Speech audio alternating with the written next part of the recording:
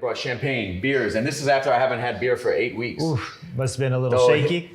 Dude, after you knock out Connor and drink a beer and you haven't had one in 8 weeks, it hits different, bro. Yeah, I bet. Yeah. Hey everybody, I'm Noah Chaimberg. I'm the founder of HEATONIST, and we're here in the hot sauce test kitchen in Williamsburg, Brooklyn.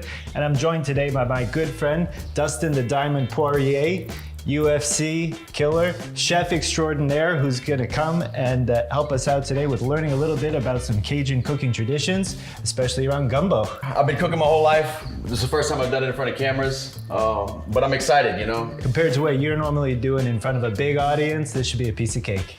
Well, I can tell you one thing, nobody's punching me in the face today. So with gumbo, it depends what region you're from. New Orleans has a different style gumbo. Lafayette has a different gumbo. There's lots of surrounding cities that do it differently. What we're doing today is a chicken and sausage gumbo. Chicken and sausage sounds good to me, as long as we can make it a little spicy. We have to. Yeah, what I like to do for my gumbo, the way I do it is I bake these chicken. I'm gonna pull the skin off after it's baked, and kind of when it cools down, chop it up, and then I'll add it to the gumbo once we have the roux and the stock rocking. Beautiful. How are we gonna season this? Today, we're gonna season it with Tony Chachere's. Let me wash my hands real quick. Tony Chachere's Creole seasoning, it's what I use. There's plenty of knockoffs. There's, you know, a lot of local brands in Lafayette, Louisiana that I do like, but for me, Tony Chachere's is the way to go, man. Tony Chachere's authentic Creole seasoning. Had this, brought this with me in my checked-in luggage, and I just, very simple, man, season these chicken thighs. So I'm gonna toss this in, 350 for probably 20, 30 minutes maybe. So I'll get the onions going. Onions, bell pepper, celery. That's the Trinity. That's the Cajun Trinity. Onions, bell pepper, and celery. The Cajun Trinity. That's the Cajun Trinity right there. We put this in everything. How's the reception been down there for the sauce? It's been great. What I hear a lot is it tastes like a Tabasco because of the vinegar and the cayenne, but it has more flavors, and I thought that, so when I hear other people tell me that, I'm like, dude, we nailed it then. Nailed it. Yeah. I would say for people watching, maybe 2 cups. 2 cups of onions here? I don't know. It's okay, we'll throw the recipe down in the comments section. I'll have to write it down, but I'm making it up as we go. I just know what I like in the gumbo. That's good, you gotta operate by feeling, right? Intuition. Dude, before we even talk, I know what it's gonna taste like. You know, I've just done it so many times. So here we go. We got a onion and a half here. I'm gonna get the bell pepper. Now we're cooking. Now we're cooking. Just like that. Rip these suckers out. Yeah. How often are you cooking at home? When I'm home, so my wife doesn't really, it's not, you know, she does everything else, but I cook when we're at the house. When I'm in fight camp, I kind of meal prep for the week, so I cook large amounts, and I usually do it in the crock pot of the oven, chicken for the week. Maybe bake some salmon, that way I'm not eating chicken every single day, but it's very low calories, and the same thing over and over again. Do you really focus on what that first meal after weigh-in is gonna be? That's what you're fighting on. Simple things. Nothing processed, very easy digestible stuff, simple proteins, simple carbs, white rice, vegetables, chicken or fish. But after the fight, then it gets crazy. That's okay. Then it so gets crazy. What was the first meal after the fight this time? So after I knocked out Conor McGregor, we went back to the room. We had pizzas, wings, sliders. The hotel made like a spread for me and all my guys, and they brought champagne, beers, and this is after I haven't had beer for 8 weeks. Oof, must have been a little shaky. Dude, after you knock out Conor and drink a beer and you haven't had one in 8 weeks, it hits different, bro. Yeah, I bet. Yeah. Here we go, a little bit of celery. This is fun, man. Oh yeah, getting in the kitchen? What do you think it is about food that gets people to open up, you know, think a level deeper, take some more time? Usually, I mean, when it comes to cooking a meal and hanging out, it's usually kind of like what we're doing now, just talking to each other. It's not done in 10 minutes. It's gonna take an hour and a half or 2 hours. You're gonna get to know each other if you don't. Talk about things that happen during the day. It brings the family together. That's why me and my wife and daughter still sit at the dining room table at night. Especially nowadays when everything's on the go, what better than to sit and have a good conversation and you know, feel each other's energy over food. Yeah, hit pause on the rest of the world and just focus on each other for a few minutes. Exactly, man. I love it. So when you did your interview on Hot Ones with Sean Evans, you were talking about food fight. I think you got a lot of people excited. I think it's gonna happen. It's looking like it's gonna happen. It's just the timing, and I think we're gonna do it in New Orleans. what better place to do it in the beautiful city of New Orleans? Great food, great gyms. Yeah, food capital. Yeah. And there's some great gyms out there. Mid-City Mixed Martial Arts. That's pretty much what the show is going to be about. Just exploring different cities, different foods that are, you know, local to the area, and different gyms. I'm interested in that stuff. When you think about the gym culture down in Louisiana, what's the flavor in there? You know, it depends what part of Louisiana, but hardworking guys. You know, a lot of jobs in Louisiana are oil filled. It's labor work. You know, not saying we're idiots over there, but we're not scared to work and get our hands dirty either. So these guys who come in the gym, you know, they're ready to work. And I see it from a young age to guys who shouldn't even be in the gym thinking they want to fight. You know, they're not scared to put in work, and that's refreshing. That's what I like to see. Right. I grew up loving fighting and loving food. So if I can marry the two and put a show together that kind of explains, you know, I think it's going to bring two subcultures together that have a lot in common they don't even know. Beautiful. So where are we going next? So this is the first time I ever cook boudin from frozen. Usually I get it already thawed out if I buy it, and I put it on the barbecue pit, or it's already just warmed up. You buy it warmed up normally. So I'm gonna boil it. It says like 17 minutes. I think we need to tell people at home what boudin is, because you explained it to me on the drive over here. So boudin is a staple in Lafayette, Louisiana, not in New Orleans, in Acadiana. Boudin is pig intestine casing, so like a sausage, filled with Creole seasonings, green onion, rice, and pork, normally pork. It's a lot of organ meat, livers and stuff like that. It just really gives it that flavor that you want, that I want. I don't know if you want it, but I want it. Waste nothing. Yeah, I'm down. So next I'm gonna start the roux for 6-8 people. You know, I'm gonna get some flour in there and just start seeing what's going on. Do you want to turn it up a little bit? I will, I'm gonna have to. It's an eye thing. We got a roux rocking, man. Amazing. 2 ingredients in the roux, and it adds all that depth. Oh yeah.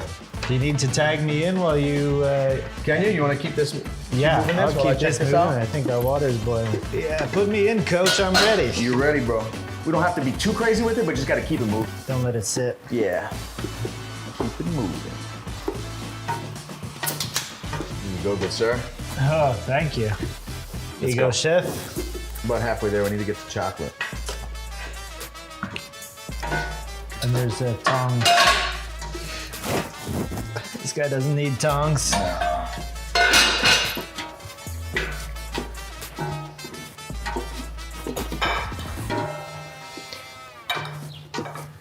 Let's see, boudin.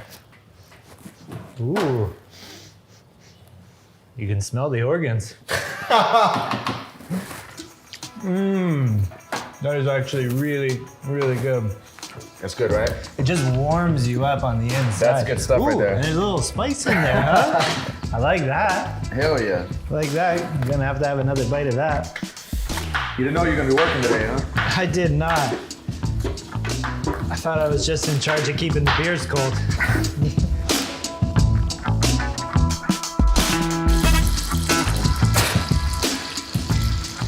So we're getting to the home stretch right here with the roux. Oh wow, And look at that I wanted color. to pull this off of the heat. Oh wow, that is a dark chocolate. Okay guys, so while this sausage is rendering and browning, I'm gonna go ahead and start sauteing these vegetables in it. Celery, bell pepper, onions. I wish I could tell you the measurements, but I can't. Good luck. Trying to mimic it. As it slowly cooks, the moisture out of these onions and bell pepper is gonna bring a little bit into the roux.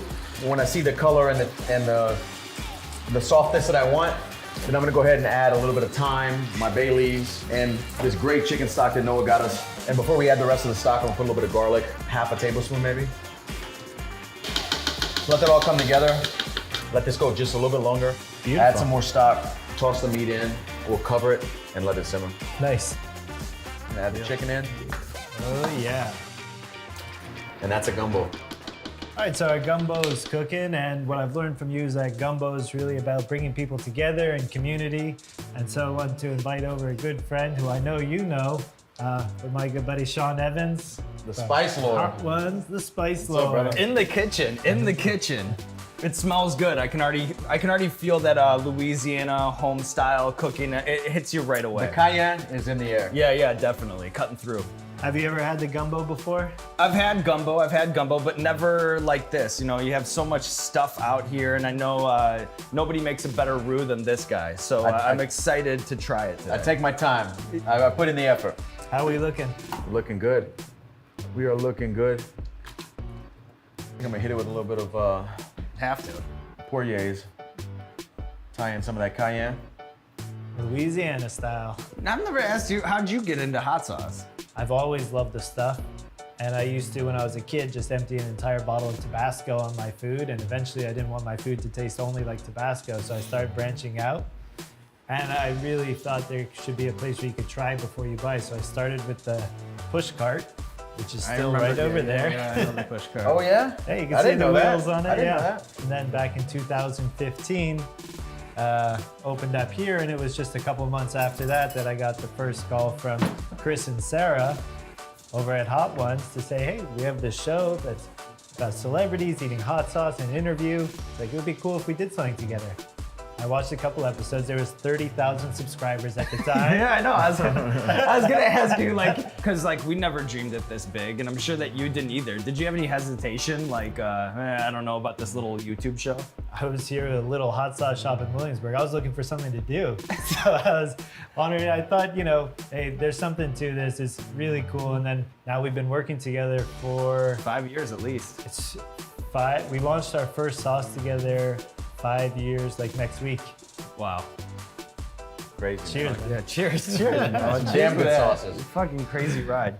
All right, guys, before we sit down to dinner, I want to do a little toast. And I have something special here. I gave a good buddy of mine, Joe, who's a distiller, a few bottles of Poirier's Louisiana style sauce. And what he did is he mixed it with some moonshine, put it into a vacuum still to extract the flavor of the sauce into the booze, triple distilled it. And we're gonna see if we can pick up any of that Louisiana style flavor. You can definitely smell it. I smell the cayenne when you open it. Yeah. And he said we should mix it with a little bit of water. Cheers, guys. Cheers. Cheers.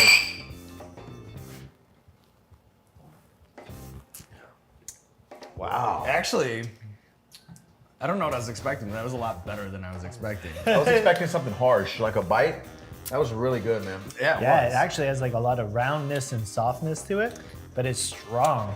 Here's what I would say about this. If somebody had said to me, hey, I've got some hot sauce moonshine for you to try, I'd be nervous about that. It went down a lot smoother than I thought it would. Like, I thought I'd be grimacing, making a face, or whatever. Hot sauce, moonshine together, you'd think that that would do that to you, but this didn't.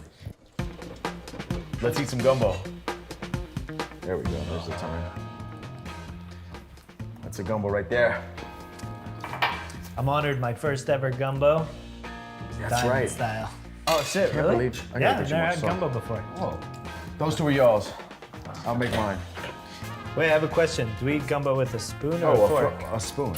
You maniac. What are you? Savage. Okay. Not pepper hot. Oh my God. That is so comforting. Right? I feel warmed.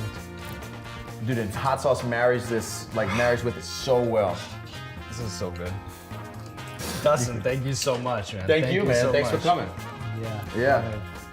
Beautiful. Thank you guys for sticking around and cooking gumbo with me. Poirier's Louisiana style, only at HEATONIST. Also there you can check out the recipe. El Diamante Gumbo, baby. Thank you guys.